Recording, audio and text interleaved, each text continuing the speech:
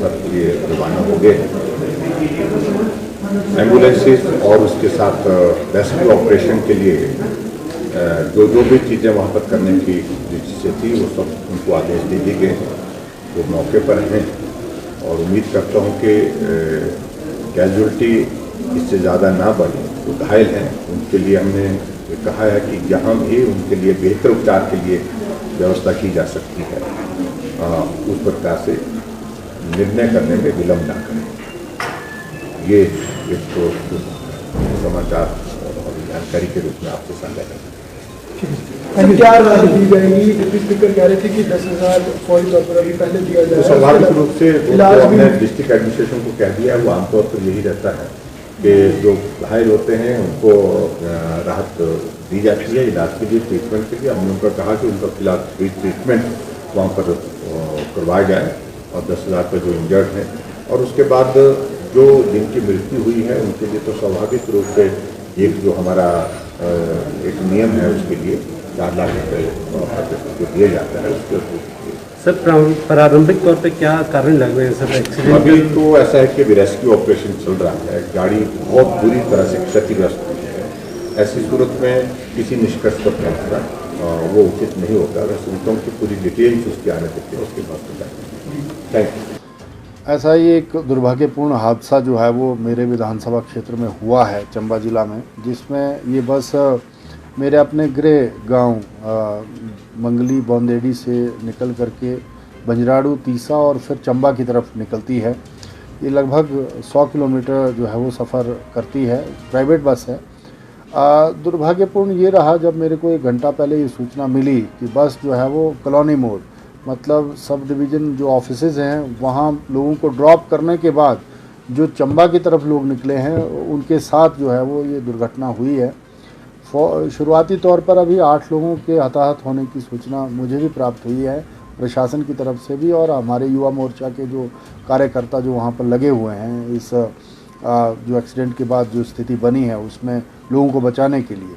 तो Tissa civil hospital में भी इलाज की व्यवस्था हमने करवाई है, 100 बेडेड है।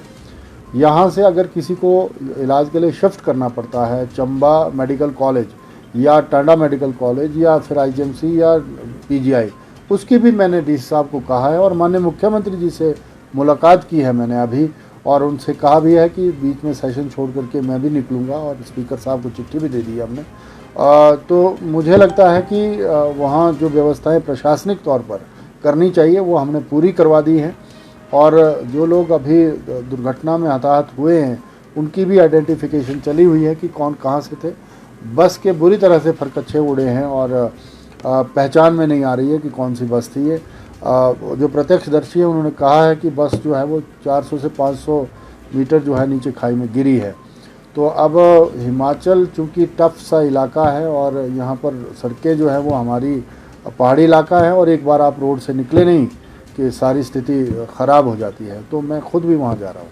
सर वहीं यदि बात की जाए प्रारंभिक तौर पे किस तरह वहाँ पे जो है किस तरह के दिशा निर्देश दिए गए और क्या फौरी राहत दी जाएगी और जो व्यवस्था की जिस तरह से आपने भी बात की डीसी को कह दिया गया है और तमाम जो है वो चीज़ें मॉनिटर की जा रही हैं, आप खुद भी जो है मौके पे जा रहे हैं, तो क्या कारण लग रहा है? यदि पारदर्शिता से भी आपकी बात हुई होगी और क्या ये निजी बस है या सरकारी बस? तो मैंने जैसे कहा कि ये निजी बस है और हमने जो सरकारी जो मानदंड है मुआवजा देने का उसमें कहा है कि फौरी तौर पर जो हम यहाँ दे सकते हैं वो वहीं स्पॉट पे दे दें और दूसरा जो है जिनको इलाज की व्यवस्था की दृष्टि से ज़रूरत है उनको जहाँ जहाँ रेफ़र करना है उसमें एम्बुलेंसेज हैं या सरकारी गाड़ियाँ या और गाड़ियाँ भी लगानी पड़ती हैं, वो भी हमने उनको आदेश दे दिए हैं। और इसमें अब कारण तो हमें पता नहीं चले हैं क्या कारण है, क्योंकि नई बस थी, इतनी पुरानी भी बस नहीं थी और सड़क की वाइडनिंग भी वहाँ अच्छी हुई है, मतलब ठीक ही है। तो कुछ टेक्निकल क्या रहा होगा वो तो अब बाद में जब जांच होगी, रिपोर्ट आएगी, उसके बाद पता चलेगा क्या कारण रहे थे। सर जिस तरह से सुबह का टाइम है और काफ़ी सुनने में आ रहा है कि काफ़ी रश उस बस में था, तो क्या लगता है क्योंकि सुबह का टाइम ऑफिस जो लोग जाते हैं और ओवरलोड थी क्या बस? नहीं, ओवरलोड तो नहीं थी। इसमें ज़्यादा रश जो है वो सब डिवीज़न ऑफिसेज तक होता है। बंजराड़ू जो हमारा मेन स्टेशन है वहाँ तक होता है। उसके बाद सवारियाँ जो चंबा जाती हैं उससे पहले हमारी 3-4 बसें चंबा निकल जाती हैं।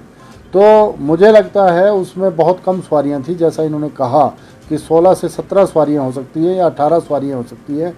अभी क्योंकि बस बहुत बुरी तरह से क्षतिग्रस्त हुई है, उसमें हम लोग क्योंकि टफ टेरेन है, पहाड़ है, तो लोग नीचे गए हैं, तो अब देख रहे हैं कि कहीं कोई डेड बॉडी या कोई सीरियस इंजर्ड या इंजर्ड व्यक्ति जो है वो रहा ना हो। तो अभी एक डेढ़ घंटे में स्थिति स्पष्ट होगी। क्या स्कूली बच्चे भी होते हैं ऑफिस के बाद है, तो उसमें स्कूली बच्चे भी सफर करते हैं कि जैसे आपने कहा कि काफ़ी बस आती है सुबह के टाइम में? नहीं, हमारे जितने सीनियर सेकेंडरी जो मुख्य स्कूल है हमारा सीनियर सेकेंडरी स्कूल तीसा, जो मॉडल स्कूल है जिसमें 2200 से 2500 की स्ट्रेंथ भी है, वो पीछे पड़ जाता है, तो सारे ड्रॉप हो जाते हैं। अधिकारी कर्मचारी जितने निकलते हैं वो सारे पीछे ड्रॉप हो जाते हैं। तो ये तो वो लोग चढ़ते हैं जिन्होंने चंबा जाना होता है, चाहे शॉपिंग के लिहाज से, चाहे इलाज के लिहाज से या कुछ और लिहाज से, अपने सामाजिक कार्यों के लिहाज से। तो ये थोड़ा राहत वाली खबर है कि सवारियाँ कम थी उसमें। सर, हिमाचल में आए दिन इस प्रकार के हादसे होते रहते हैं, तो ये क्या ब्लैक स्पॉट में हुआ है या क्या माना जाए, क्योंकि हादसे लगातार होते रहते हैं और जिससे काफ़ी लोग अपनी जान गंवा बैठे?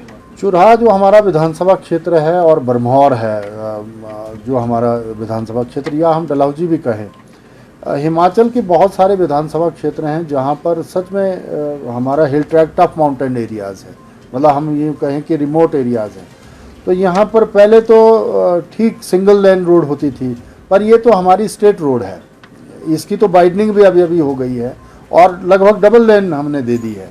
अब दुर्भाग्यपूर्ण ये है कि आपने थोड़ा भी अगर ध्यान अपना भंग किया या पता नहीं क्या कारण रहा है उसमें, आप एक बार रोड से निकले नहीं कि बहुत सारे लोग जो हैं वो हताहत हो जाते हैं। तो ये हम कई बार, सरकार तो हर तरह के अवेयरनेस कार्यक्रम, अभी जैसे रोड सेफ्टी पे हमने अभी कार्यक्रम किया है, कार्यक्रम भी होते हैं, लेकिन अब या यूं कहें कि ये भगवान की मर्जी है या यूं कहें हम कि चीज़ें जो हैं वो हमारी वजह से भी ख़राब हो रही हैं। तो इसमें पूरी समीक्षा करेंगे और जो चीज़ें फॉल्ट नज़र आएंगे उनको अब आगे भविष्य में ना ऐसी स्थिति हो, ऐसा करने की कोशिश